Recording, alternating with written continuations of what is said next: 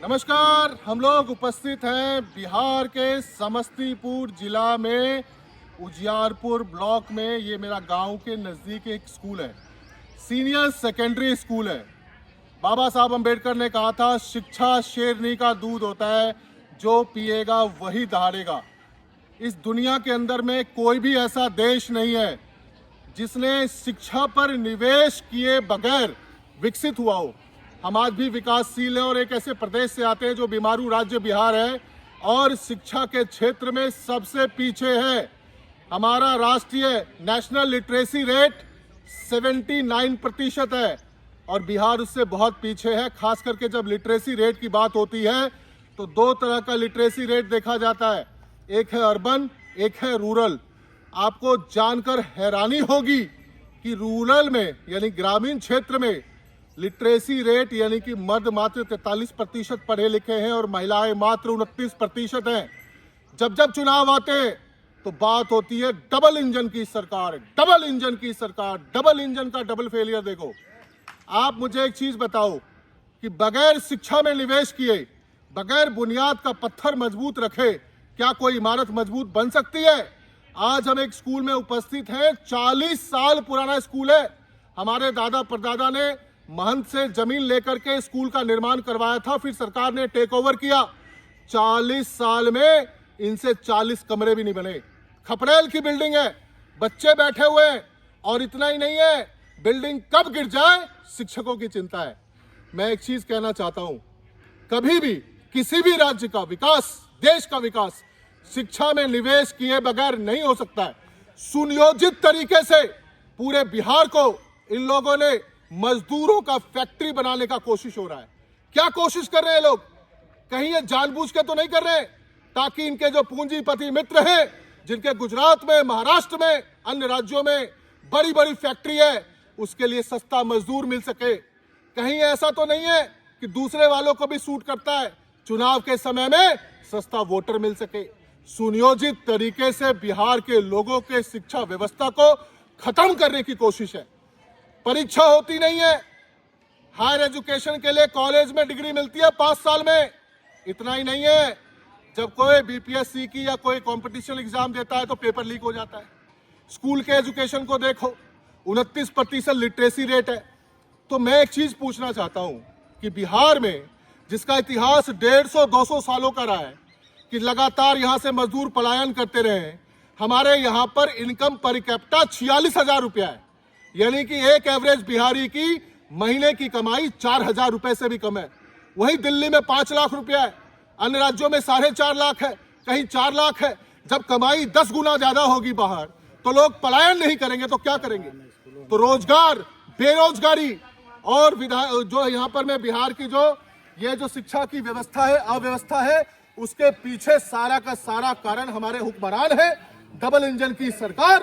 बार बार double engine. आपको पता है बिहार में डबल इंजन की सरकार 20 सालों से है और केंद्र में 11 साल से एक सरकार को बिहार के लोगों ने चुना है। अरे हमारे बिहार के लोग वोट ही दे सकते हैं और क्या देंगे? बदले में क्या मिल रहा है उनको? रोजगार दे नहीं पा रहे हो, पलायन हो रही है, रोज सैकड़ों ट्रेनें भर के जा रही है। यहाँ पर स्कूल की हालत देखो, ये देखो खपरेल की बिल्डिंग है, 40 साल पुराना खपरेल की बिल्डिंग है। इसकी आप हालत देखो, ये जो आप देख रहे हो टीना टप्पड़, आगे आ जाओ थोड़ा सा, ये टीना टप्पड़ देख रहे हो। बरसात के दौरान जब बारिश होती है, झमाझम बारिश होती है, तो शिक्षक बता रहे थे ये टीचर्स पढ़ा नहीं पाते, बच्चे पढ़ नहीं पाते, इतना शोर होता है। ये खपरेल जो है 40 साल पुराना है। सरकार से पिछले 40 सालों में 40 कमरे नहीं बने। ये डबल इंजन की सरकार, प्रधानमंत्री जहां चुनाव वहां डबल इंजन की सरकार की बात करते हैं। थोड़ा सा कमरे के अंदर चलते हैं।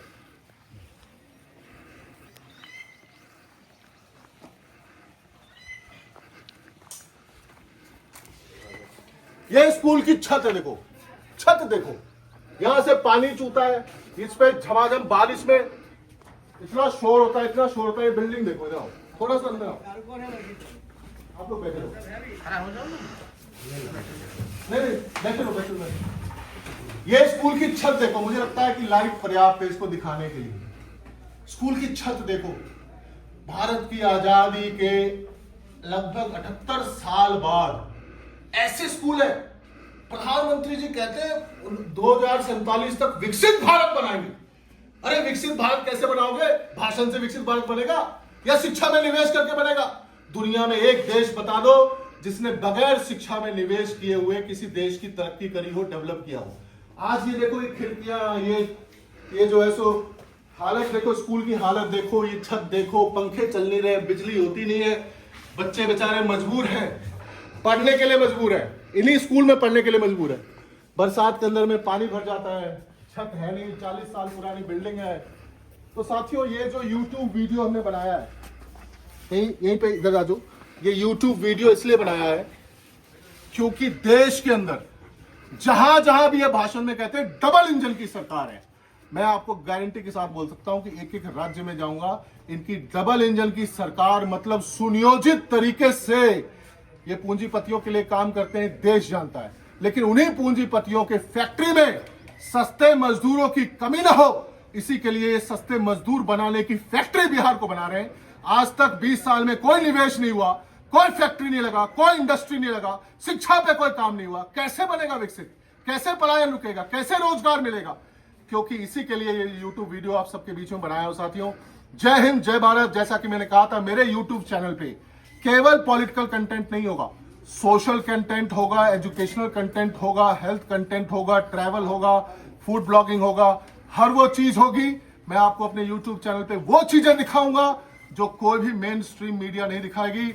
अभी 6 महीने बाद बिहार में चुनाव है, इनके डबल इंजन को मैं आपसे निवेदन करना चाहता हूं, अगर ये आपको वीडियो पसंद है और आप लोग इसको और आगे बढ़ाएं, इसको शेयर करें, सब्सक्राइब करें इस चैनल को और इस वीडियो को खूब फैलाएं। और बिहार के एक एक नौजवानों से कहना चाहता हूं, आप अपने गांव के स्कूल की भी वीडियो बनाएं, उसकी हालत भी दिखाएं। और प्रधानमंत्री जी जब लाल किले पे खड़े होकर कहते हैं डबल इंजन की सरकार बनाओ, 2047 तक भारत को विकसित बनाएंगे, तो उनके इस खोखले दावे को भी, अपने को इसका भी हवा निकालना है, इसकी भी सच्चाई देश को बताना है। जय हिंद, जय भारत।